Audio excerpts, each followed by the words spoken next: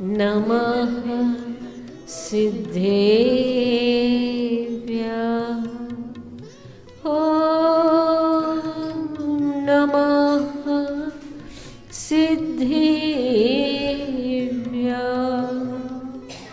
ॐ नमः सिद्धेभ्यः।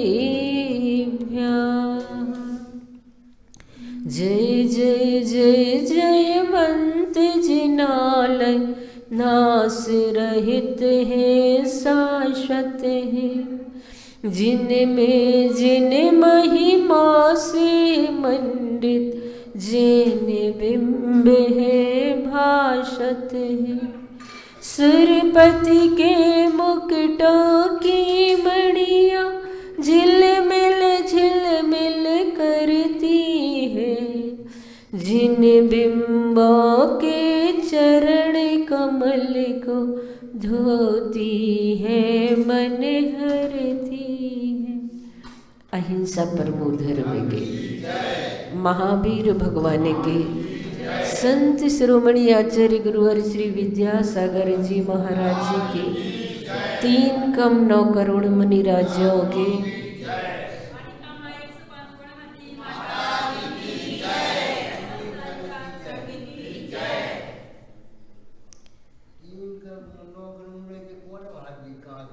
आचार्य श्री ने कविता लिखी है। त्रिभुवन के विभु प्रभु के निकट जाना चाहते हो तुम, वहाँ जाने टिकट पाना चाहते हो तुम, वहाँ जाना बहुत विकट है। जहाँ मान अपमान का अवसान अनिवार्य है सर्वप्रथम, ऐसे मंदिर के प्रवेश द्वार धरती सूंघ रही है और गगन शिखर गगन चूम रहा है। वहाँ जाना बहुत विकट है। आचार्य श्री ने पपौरा जी के जिनालयों को देख करके मैंने आपको बताया था कि इस प्रकार के भाव अपनी लेखनी से रचे। और वास्तव में मंदिर मनुष्य ही बना पाता है। अपने रहने के लिए घर तो पशु पक्षी भी बना लेते हैं, लेकिन पृथ्वी पर मनुष्य ही एक ऐसा प्राणी है जो भगवान का घर बनाता है, परमात्मा का मंदिर बनाता है। ऐसे मंदिर जहाँ पर हमारे भाव स्वतः ही परमात्मा को देखकर परमात्मा मय होने के बन जाया करते हैं। यहाँ आकर हम अपने पूर्व संचित पाप कर्म को नष्ट करते हैं, पुण्य कर्म का बंध करते हैं और वास्तव में पुण्य कर्म के माध्यम से अपने जीवन को परंपरा से मोक्ष का भागीदार भी बनाते हैं। इसलिए मंदिर हमारे लिए बहुत जरूरी होता है। जिस प्रकार से जीवन के लिए श्वास आवश्यक होती है, उसी प्रकार से 6 आवश्यक जो श्रावकों के लिए कहे गए हैं, उनमें सबसे पहले देव पूजा कही गई है। आवश्यक का मतलब होता है प्रतिदिन करने योग्य जरूरी कार्य को आवश्यक कहा जाता है। और ऐसे आवश्यक आपके जो हैं, उनमें सबसे पहले देव पूजा रूप मंदिर के लिए कहा गया है। मंदिर हम कैसे जाएं और मंदिर के समीप पहुंचकर हमें क्या करना चाहिए। आज तो लोग जूते चप्पल पहन करके जाते हैं और कहते हैं अब तो पैर धोने की भी ज़रूरत नहीं है। क्यों? क्योंकि हम तो जूते चप्पल पहन करके आए, हमारे पैर गंदे हुए ही नहीं है, इसलिए हमें धोने की ज़रूरत नहीं है। ऐसा तर्क वो देते हैं। हाँ, एक जगह हम लोग रुके हुए थे, तो वहाँ शाम के टाइम भैया वृत्ति के लिए महिलाएं आती थी, तो कहने लगी माता जी कुछ लोग बिना पैर धोए ही मंदिर में प्रवेश कर जाते हैं। हमने सोचा अपने इधर तो नहीं करते, बुंदेलखंड में तो सभी समझदार लोग हैं और ऐसा तो कोई करते ही नहीं होंगे, ऐसा मन में सोचा। लेकिन एक दिन हम लोग जंगल से आए, सुबह सुबह का टाइम था, सुबह सुबह सभी लोग मंदिर भी आते हैं, अच्छे सज्जन दिख रहे थे और वो सीधे द्रव्य लिए और ऊपर सीढ़ी चढ़ने लगे। हमने कहा आपने पैर तो धोए ही नहीं और आप मंदिर जा रहे हैं। तो उन्होंने जैसे हमने कहा तो वो उतर करके आए और वहाँ पर बहुत बड़ा भगोना भरा हुआ रखा था पैर धोने के लिए, तो उन्होंने उसी में ही दोनों पैर डाल लिए। तो मुझे देखकर इतना आश्चर्य हुआ कि इतने समझदार लोग भी इस प्रकार की हरकतें कर लेते हैं। जब हम मंदिर नहीं जाते हैं तो बच्चों जैसी हमारी क्रियाएं हो जाया करती हैं। इसलिए कल मैंने आपको बताया था, मंदिर हमें सिर्फ धार्मिकता ही नहीं सिखाता है, नैतिकता को भी सिखाता है। इतना तो बच्चे भी जानते हैं कि पैर कैसे धोए जाते हैं, लेकिन अगर कोई समझदार व्यक्ति इस प्रकार से क्रियाएं करते हैं तो ये तय है कि वो मंदिर के जो विधि विधान है उस विधि विधान के अनुसार अभी दर्शन नहीं कर रहे। और अगर मंदिर जाते समय हम हाथ पैर नहीं धोते हैं तो आप लोगों ने करकंडू राजा की कहानी सुनी होगी कि जब वो ग्वाले की पर्याय में थे और सरोवर से उन्होंने फूल तोड़ा और वह फूल लेकर के सीधे ऐसे ही मंदिर में प्रवेश कर गए और भगवान को चढ़ा दिया। सरोवर में कीचड़ होता है, कमल तो कीचड़ में ही खिलता है, और उनके पैर पूरे कीचड़ से सने हुए थे और ऐसे ही पैरों से सीधे उन्होंने मंदिर में जाकर के कमल भगवान को चढ़ाया। तो उसका फल तो उन्हें मिला कि वे राजा बने, लेकिन उसके साथ जन्म लेते से ही उनके हाथों में और पैरों में खुजली का रोग हो गया था, जिसे हम बुंदेलखंडी भाषा में खाज बोलते हैं। और ऐसी होती है कि कोई पास बैठना भी पसंद नहीं करता है और उनको ऐसी दाह उत्पन्न होती थी उस खुजली के माध्यम से कि वो तड़प जाते थे। लेकिन किसी मुनि महाराज से पूछा कि ये इतने बड़े राजा हैं, हर प्रकार का इनका इलाज कर चुके हैं, पर ये इन्हें इस प्रकार की बीमारी किस वजह से हुई? तो बताया गया कि इन्होंने पिछली पर्याय में इस प्रकार से जिनेंद्र की अवमानना कर दी थी, क्योंकि जिनालय भी 9 देवताओं में गर्भित है। भगवान जिन बिंब तो जिन बिंब हैं, लेकिन मंदिर की देहरी के अंदर भी हम प्रवेश करते हैं तो वहाँ का पूरा वातावरण देवताओं के रूप में गर्भित हो जाता है। इसलिए फिर हमारी क्रियाएं, मन वचन कर की क्रियाएं, तीनों प्रकार की क्रियाएं समीचीन होनी चाहिए, शुद्ध भावों से जुड़ी होनी चाहिए और कायिक क्रिया भी हमारी बहुत अच्छी होनी चाहिए। इसलिए हम मंदिर आते हैं तो यहाँ से पुण्य अर्जित करके जाएं, पाप ना कमाएं।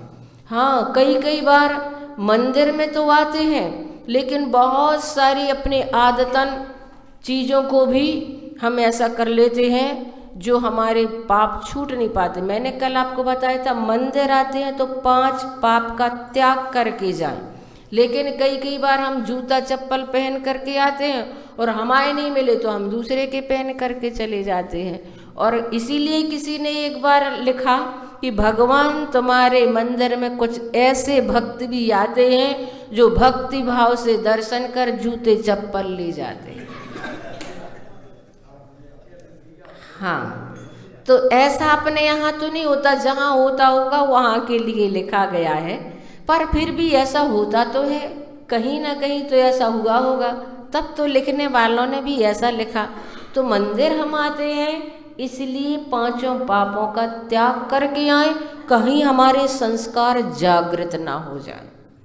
ये संस्कार हमारे जागृत ना हो जाए, हिंसा, झूठ, चोरी, कुशील, परिग्रह आदि के, इसलिए हम मंदिर आते हैं तो त्याग के साथ आते हैं, संकल्प करके आते हैं कि हमें परमात्मा के दर्शन करना है। और इसके अपने आप में पुण्य बहुत अच्छे होते हैं। मैंने पढ़ा, एक पिता के 4 बेटे थे। एक बेटा कमाऊ था, दूसरा बेटा गमाऊ जुआ खेलने वाला था, तीसरा बेटा अंधा था और चौथा बेटा पुजारी था। 4 बेटे थे।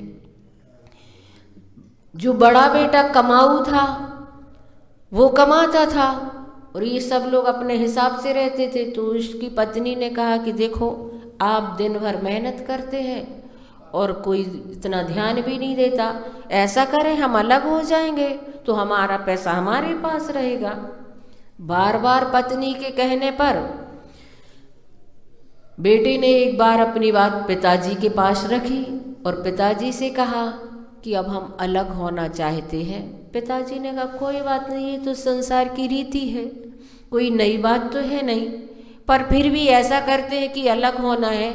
तो अलग होने से पहले हम सब मिलकर एक बार तीर्थ यात्रा कर लें, फिर पता नहीं किसका कैसा भाग्य है, कैसा क्या रहेगा। अभी तो एक के पुण्य से सारे लोग खाते हैं। हाँ, एक धर्मात्मा होता है तो बहुत सारे लोग उसका लाभ लेते हैं। जैसे तीर्थंकर का जब जन्म होने वाला होता है तो सारे नगर में रत्नों की वर्षा प्रारंभ हो जाती है, ऐसा उनका पुण्य होता है। तो कोई कोई पुण्यवान के जीव के माध्यम से सारे लोग लाभ लेते हैं। सबका अपना अपना भाग्य भी होता है। तो पिता ने कहा अपन सब मिलकर पहले एक बार तीर्थ यात्रा कर लें, उसके बाद फिर तुम्हें अलग होना तो हो जाना, कोई बड़ी बात नहीं है। तीर्थ यात्रा के लिए निकली और जैसे ही पहले यात्राएं होती तो बैलगाड़ी से होती थी, महीनों महीनों सालों सालों की यात्राएं हुआ करती थी। चले और जहाँ पर रुकना था तो अपना पड़ाव डाल दिया। बड़े बेटे से पिताजी ने कहा 10 रुपये हैं, ले जाओ और 30-32 लोगों के भोजन की तुम्हें व्यवस्था करनी है। तो बेटे ने सोचा कि 30-32 लोगों का भोजन 10 रुपये में कैसे हो पाएगा। तो बेटा कमाऊ तो था, उसने क्या किया, कोई चीज़ खरीदी 10 रुपये की और जाकर के कहीं बेच दी तो 11 रुपये में वो बिक गई। 1 रुपये का उसे लाभ मिल गया और जो जैसा उससे बना तो उसने भोजन की व्यवस्था कर दी। आगे बढ़े, दूसरे दिन फिर भोजन की व्यवस्था के लिए ज्वारी बेटे को भेजा कि आज 10 रुपये तुम्हारे लिए दिए जा रहे हैं, तुम्हें भी इन 10 रुपये से सबके भोजन की व्यवस्था करनी है। तो ज्वारी बेटा अब ज्वारी क्या करेगा, अपनी मेजॉरिटी देखने लगा और ऐसे चला ही जा रहा था भोजन की व्यवस्था के लिए कि उसने देखा कि एक जगह जुआ खेल रहा है। तो उसने अपने 10 रुपये दांव पर लगा दिए, पर भाग्य की बात है कि 10 के 20 हो गए और 20 रुपये से उसकी जो व्यवस्था थी उसने भोजन की व्यवस्था की। तीसरे दिन पिताजी ने अंधे बेटे को दिया, 10 रुपये हैं, तुम जाओ, सबके लिए तुम्हें भोजन की व्यवस्था करनी है। अंधा बेटा गया, रास्ते में चला जा रहा था, चलते चलते उसे ठोकर लग गई, पत्थर गड़ा हुआ था। तो उसके मन में आया कि आज तो मुझे ठोकर लगी, कल हम जैसा ही कोई और निकलेगा तो उसे भी ठोकर लग सकती है, इसको तो अलग कर दो निकाल करके। उसने उसे निकाला तो उसके नीचे तो असरपियों का, सोने की असरपियों का भरा हुआ घड़ा मिला। अब उसने बहुत अच्छे से सबके भोजन की व्यवस्था की और सबने मिल करके बहुत अच्छे से आनंद मनाया यात्रा का। चौथे दिन पुजारी बेटे को भेजा, आज तुम्हें जाना है। अब पुजारी बेटा था, देखा यहाँ से निकला, मंदिर दिखा तो उसने सोचा अब मंदिर है तो सबसे पहले पूजन कर लें, बाद में जाएंगे व्यवस्था कर लेंगे। तो 10 रुपये उसके भी पास थे और 10 रुपये में उसने क्या किया, पास में दुकान थी सो थोड़ा सा घी खरीद लिया और उसने थोड़ी सी रुई दीपक बनाने के लिए और दीपक खरीद लिया। 10 रुपये तो उसके पूरे वही हो गए। बैठ गया मंदिर में पूजन करने के लिए और पूजन करने में इतना लीन और तल्लीन हो गया कि उसे तो पता ही नहीं रहा कि हम किस लिए निकले थे। सुबह से लेकर शाम हो गई, वे अपने भक्ति में लीन है और उधर सब लोग इंतजार में है। मंदिर के अधिष्ठाता देवी को लगा कि ये तो अपनी भक्ति में लीन और तल्लीन है और अगर घर के लोग भूखे रह गए तो धर्म की हंसी होगी। तो मंदिर के देवता ने क्या किया, उस बेटे का ही रूप बना लिया और उस बेटे का रूप बना करके गाड़ियों में 56 प्रकार का भोजन ले करके पहुंच गया वो उधर। सब लोगों ने भोजन किया और भोजन इतना था कि पूरे नगर को भी कराया। पूरे लोगों ने भोजन किया, बिल्कुल सांझ सी होने लगी। अब इनका ध्यान टूटा, उसे लगा अरे ये तो सांझ ही होने वाली है और हम तो भोजन की व्यवस्था के लिए निकले थे।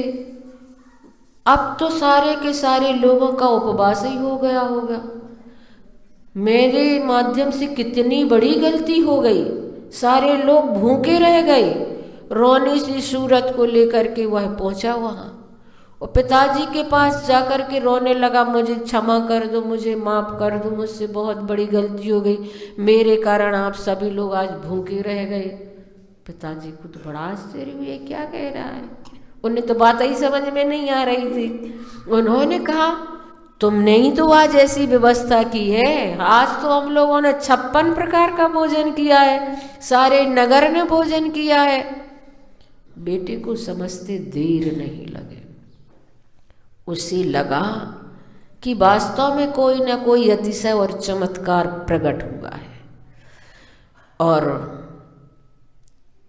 यात्रा आगे बढ़ी। यात्रा करके जब वापस लौटे तो पिताजी ने बड़े बेटे को बुलाया और कहा कि जो तुम कह रहे थे ना कि अलग होना है, तो ठीक है, अपन सबकी यात्रा हो गई है, अब तुम्हें अलग होना है तो कोई बात नहीं। तो बेटे ने कहा कि पिताजी आप ऐसा क्यों कह रहे हैं। उन्होंने कहा मैं इसलिए कह रहा हूँ कि यात्रा में तुमने देख लिया, मैंने 10 रुपये तुम्हारे लिए दिए थे, तुमने 10 के 11 किए थे, तुम्हारी किस्मत कितनी है, 1 गुनी है। और मैंने तुमसे दूसरे नंबर के बेटे को 10 रुपये दिए थे, लेकिन उसने 10 के 20 कर लिए थे, उसकी किस्मत कितनी है, उसकी तुमसे 10 गुनी ज़्यादा है। और अंधा बेटा जिसे तुम्हें देख करके लगता है ये तो सिर्फ खाता भर है और करता कुछ भी नहीं है, लेकिन उसका भाग्य ऐसा निकला कि उसके लिए तो असरफियों का घड़ा मिला। और पुजारी बेटे को देखकर तुम्हें लगता होगा कि ये तो मंदिर ही में तो बैठे रहते हैं, करते क्या है, अलग हो जाएंगे तो देखेंगे तुम क्या करते हो, उसकी किस्मत कितनी है। तो पिताजी की बात सुन करके बेटे ने कहा उनकी तो हम किस्मत का हिसाब ही नहीं लगा सकते, जिनकी देवता लोग आकर के सहायता करते हैं उनके भाग्य के बारे में तो हम बता ही नहीं सकते, कल्पना ही नहीं कर सकते। 9 बार बड़े बाबा का जाप करेंगे। ओम ह्रीं श्रीं क्लीं मैं बड़े बाबा नमः।